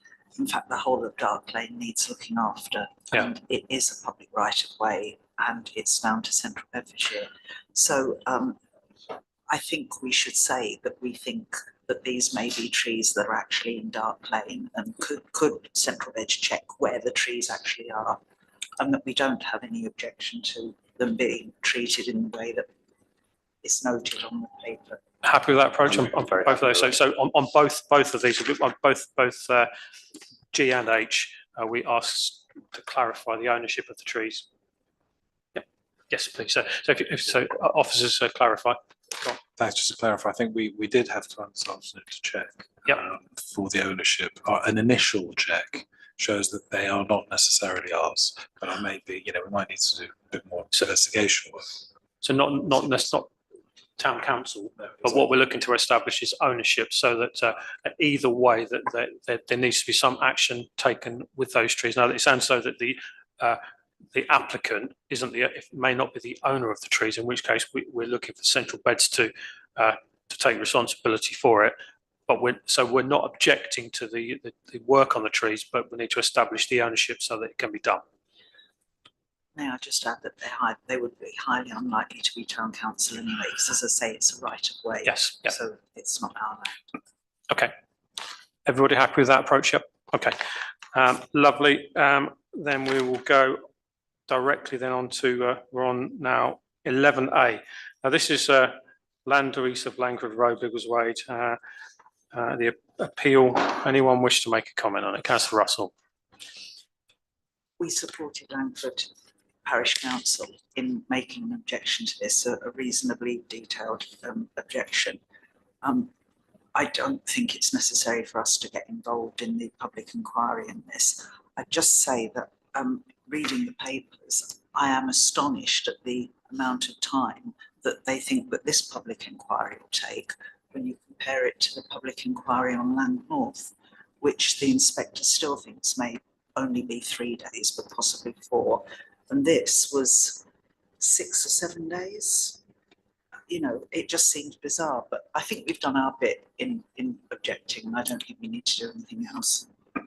Anyone else, any comments? Are you happy with that approach? I'm getting nods around the table. Okay, thank you.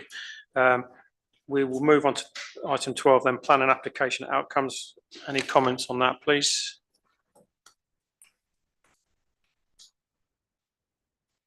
I'm sensing that we are noting this report. So we are noting this report. Thank you. So item 13, accounts. Mr. Borough, over to you. Thank you, Mr. Mayor. So the usual 4 reports, which is the balance sheet, the detailed income and expenditure account, and the payment listing, and summary of income and expenditure up to for the first quarter are all uploaded onto the website. In terms of the projected outcome for the first quarter, so officers are projecting a deficit of about 29,365, but it's only 3 months, 3 out of 12 months, and officers we are doing all that we can to increase the savings across the budget lines. We have lots of contingencies in the budget, and this is just projection at this stage. So even though we are projecting a deficit, it might not be the same figure at the end of month 12. So the main recommendation is for members to please consider and approve the June financial management, okay, which is attached to this report in Appendix A. Okay, comments? Anyone? Any comments? Councillor Russell. Specifically on this, which I'm quite happy to approve, but I've just noted that we've agreed to expenditure from our capital budget, and that will have gone down quite substantially after tonight. I think we just need to keep an eye on that, please. Okay.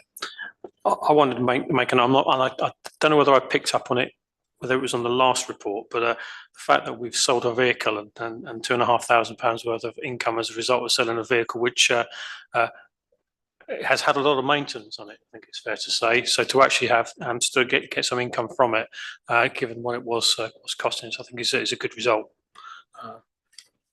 Other than that, I've got no other comments. So I have a proposal in relation to these, please. Move we note the reports. Seconded, anybody? Yeah. All those in favour, please show. That's unanimous. Thank you very much. We're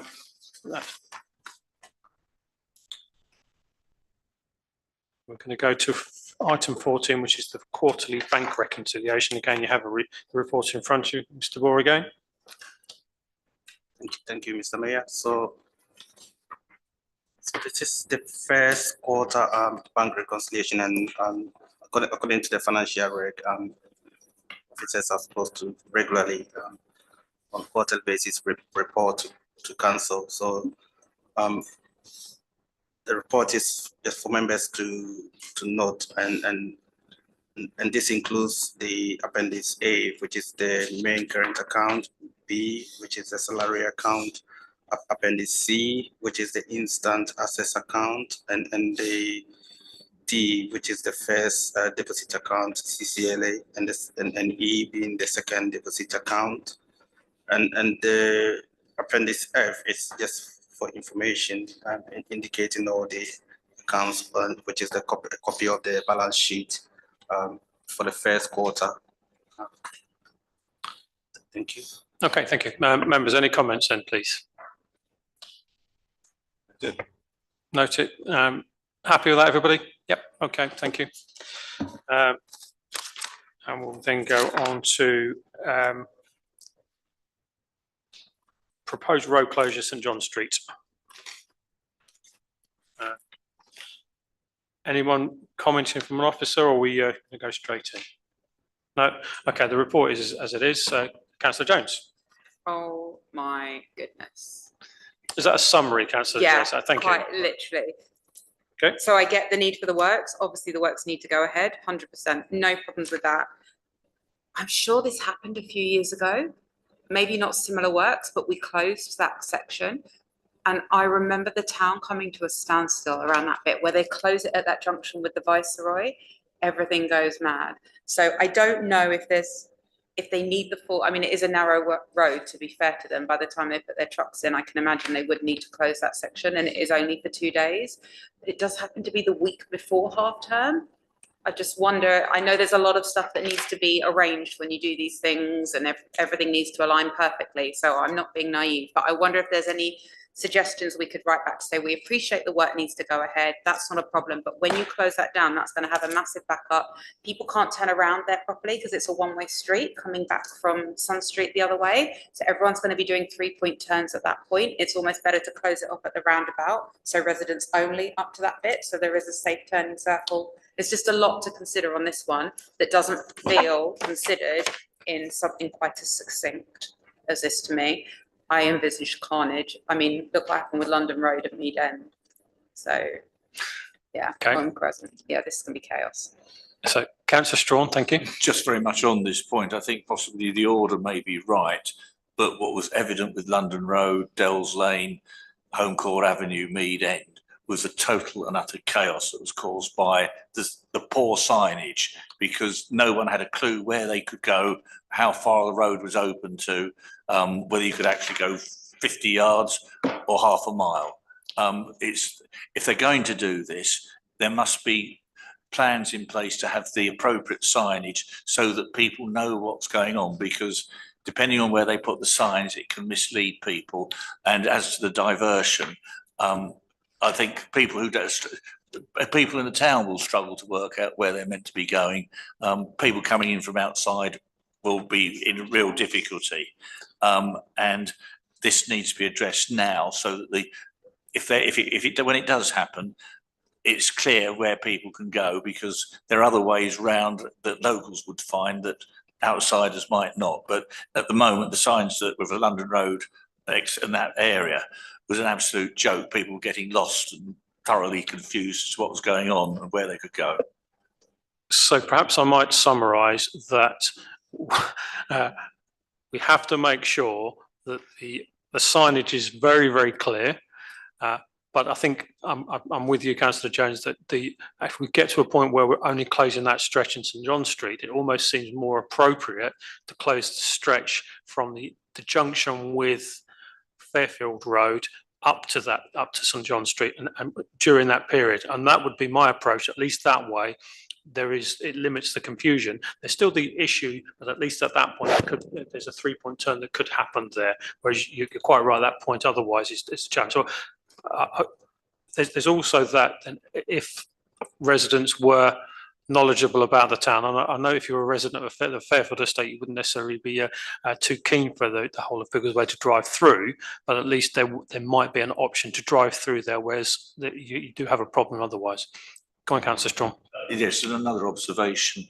If you were starting off at the Podden Road end, where the closure is, if I've read it correctly, there's no need to go around the houses to get there, because you simply go down to Rose Lane, go down Rose Lane, down Sun Street as it is at the moment.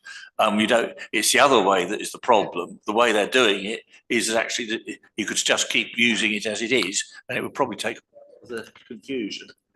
And can I just say, actually, Mayor, that's a really good idea, to divert the traffic through the Fairfield estate with the correct signage for the sake of 2 days. If we can, I don't know if we can propose that as part of our response, but you're right, it depends where they close it, because it says outside 25 and it's just further down. Will they shut off the entrance to Birch Road there because they'll need vehicles parked up as well? I think probably we can formulate a response that considers members' concerns and ensures that officers are aware what we need to have in place.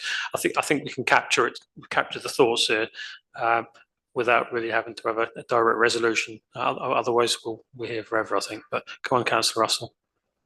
Well, I think this highlights a wider problem of what highways seem to do these days. And, you know, you're right that when you're in unfamiliar territory, they put up a road ahead closure. and you think, oh my goodness, I won't be able to get to where I want to get to half a mile down the road. And you find that actually the road closure is a mile down the road. And they don't say road closure at. And so I'm just wondering whether, completely separately from answering this, whether we could, one or two of us, get our heads round a possible proposal for another council meeting to write to Central Bets Highways and highlight the issue about the stupid signage that goes up. Yes, thank you, Councillor Russell. I'm not known for being. I'm happy. Okay. I can give you a couple of examples just from the last 2 I think days we've driving all- around I Sheffield. think we've all got them. I think having experience, we've all experienced it. So I think, Catherine, we will come up with some wording that makes clear what the council is expecting officers to do. And would members like to be copied in on that correspondence? Okay, lovely. Thank you. So we are now on the 14B BTC Business Forum event. Mr. Hussaini. Thanks, Mr. Mayor. So the reason why this item is on the agenda is because we had, and why it's an oral update, is because it's kind of, we're in planning mode for this, and we've, the TCM committee asked us to put this on this agenda, which is why it's here. In the last week, we've met, Mr. Campbell and myself, with on Teams with the CBC officers on the business team, who agree with pretty much everything we're proposing towards them, and which is essentially exactly the same the content that's been put forward to members in previous iterations for this event. In terms of location, we've agreed that for now it should be the Orchard Centre, in terms of it being the first event in quite a long time of its kind. And obviously future events can happen at other locations, and CBC have actually put forward already some, including maybe big business as well. The event itself, they've agreed, can be from, you know, sole trader essentially all the way up to multinational, and with public sector involvement. It's going to have 80 to 100 invitees, which CBC are contributing to our own as well in town, which we've amplified. We will be, the town council, sorry, will be issuing the invitations once it goes through the last bit of fine tuning in terms of agenda and joining instructions for the event, etc. And in terms of speakers, that's still being formulated for the event. And I think our only messages are kind of, we warmly invite members who are available to attend on a kind of drop-in basis if required. They don't obviously have to stay for the entire event at all. I think I'll stop there. So come. Yeah, a couple of points. The voluntary community sector will also be invited to participate, the third sector if we prefer. And we were going to invite Richard Fuller MP, but it appears to be Conservative Party conference week, so maybe not. Councillor Strawn. One thing I didn't hear, and it may be just my hearing, is what was the date of this meeting? That was what my intervention was going to be, but you're quite right. So, thanks. So thanks for the question. Of course, it slipped my mind. So it's either the 16th of September, which is a Monday, or the 30th of September, which is a Monday. Also, officers also in meetings with CBC officers probably suggest the 30th of September as being a bit more convenient in terms of arranging the invitations and all the logistics around that. But leave that open for discussion. I've got nothing to add. I mean, I think it looks like it's going to be a good event, and any opportunity to bring businesses together to get an understanding of what's working, what's not working. It's good to. Councillor Strawn. Just on the question of the date, could officers let councillors know the date as soon as it's actually confirmed, rather than waiting for another meeting to tell us that it's that it's going to be tomorrow, so to speak? That's perfectly reasonable. Yeah. So yes. Okay. Anything else you want to add? No. Okay. In which case we will move on to the next item, to public open session. No members of the public present. Not online. No. in which case we will close the public session and move into our